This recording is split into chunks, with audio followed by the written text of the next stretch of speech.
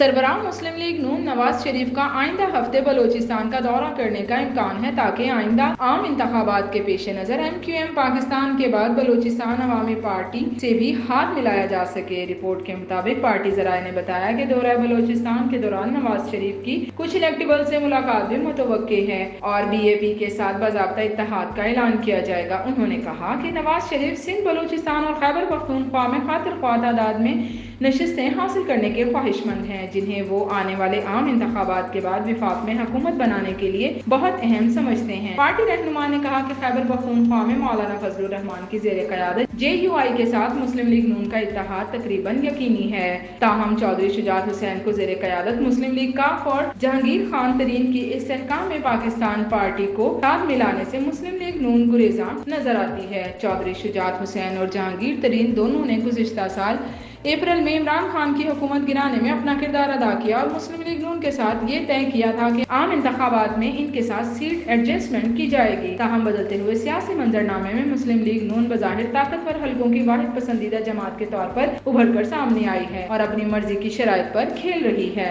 मुस्लिम league नून के पंजाब से ताल्लुक रखने वाले एक सीनियर रहनुमा ने बताया कि अगर चौधरी शुजात अपने दोनों बेटों और party secretary general Tariq Bashir Cheema के लिए